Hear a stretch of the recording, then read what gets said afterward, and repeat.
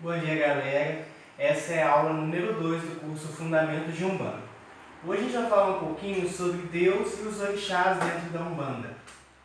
É muito interessante analisar a questão de como a Umbanda é mal vista pelo externo, pela comunidade lá fora.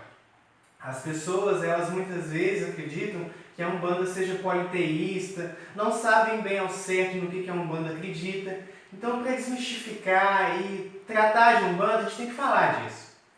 Primeiro, a Umbanda é monoteísta, porque ela acredita num único Deus. Porém, a nossa visão de divindade vai muito além desses arquétipos que foram criados ao longo da história. Nós acreditamos num Deus que é, como o Livro dos Espíritos nos diz, a causa primária de todas as coisas. Um Deus que é pleno, um Deus que é o todo. Esse é o Deus que nós acreditamos. E esse Deus, ele não se limita a um nome, não se limita a uma forma, pois ele é tudo, ele está em tudo, ele habita em tudo. Lembra que a gente comentou um pouco sobre isso na última aula? É mais ou menos assim que a gente acredita. Então esse nome, ele pode receber, esse Deus, perdão, pode receber diversos nomes. Alguns vão chamá-lo de Jeová, outros de Alá, outros de Tupã, outros de Olorum, Zambi, Olodumare. Isso indifere. Mas Deus, dentro da concepção da Umbanda, ele é o todo. Tudo é Deus. Deus habita em tudo.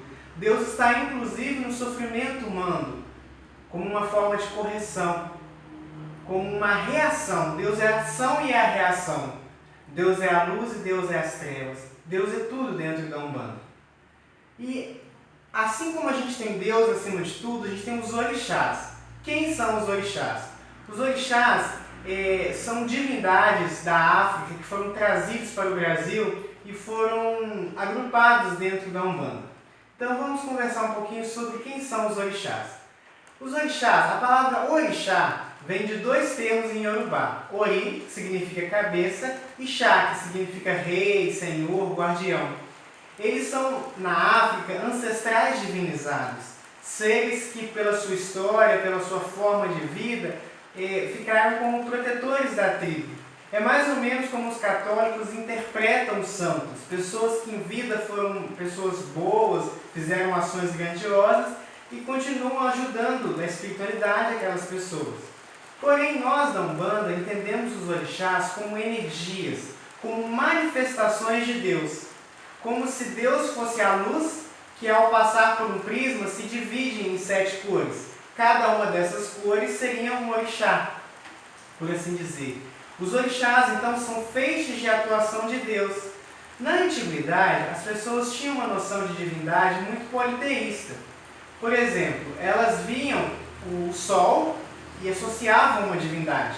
Viam a lua e associavam a outra divindade.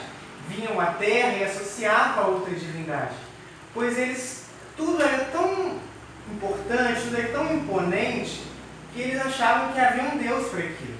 Nós entendemos que o mesmo Deus do vento é o Deus das águas, é o Deus da chuva, é o Deus do trovão, é o Deus da natureza. Porém, em faces diferentes de um mesmo Deus. E é assim que nós interpretamos os orixás.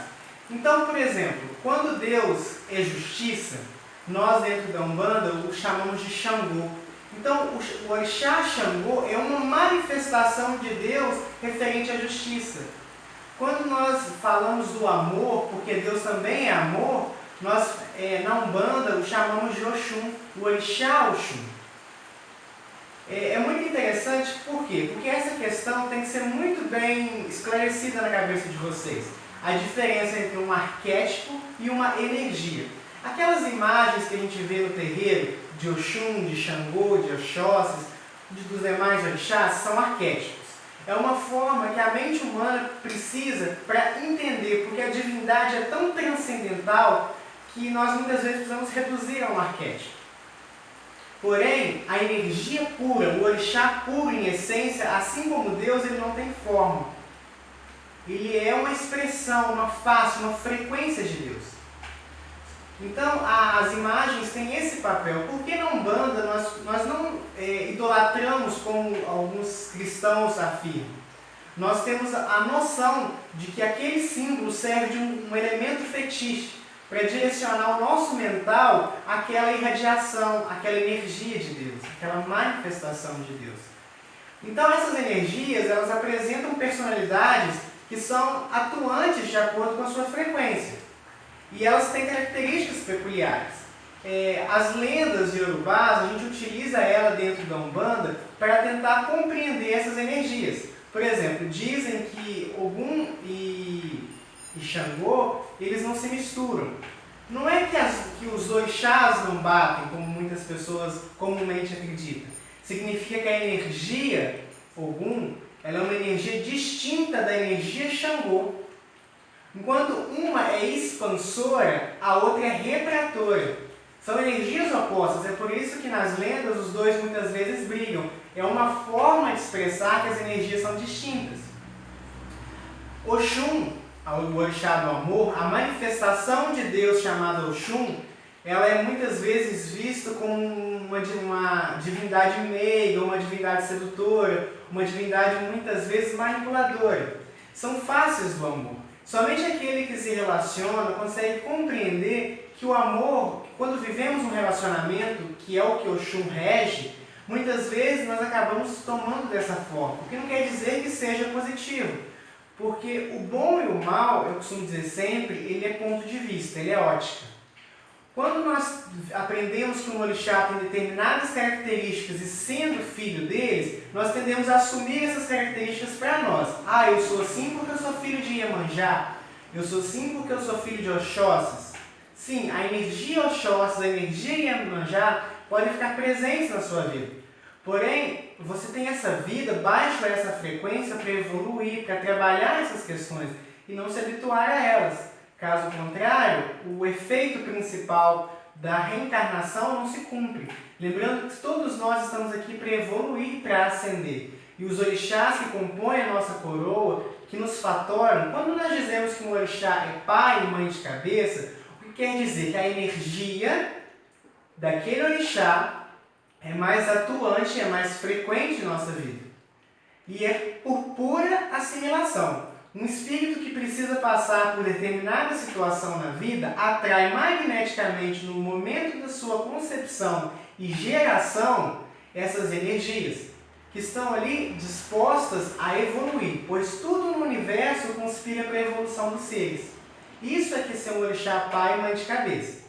Agora é muito recente para tentar descobrir quem é o pai e mãe de cabeça de vocês, isso é só um babalaô, com o tempo que há essa premissa. Mas para quem já sabe quem é seu pai e quem é sua mãe de cabeça, é isso que significa.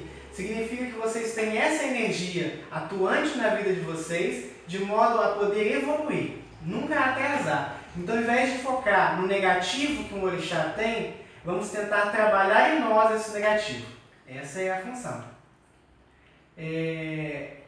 Na próxima aula, que eu vou lançar ainda essa semana, eu vou fazer uma explanação sobre os orixás, sobre o arquétipo de cada orixá e os elementos que o compõem.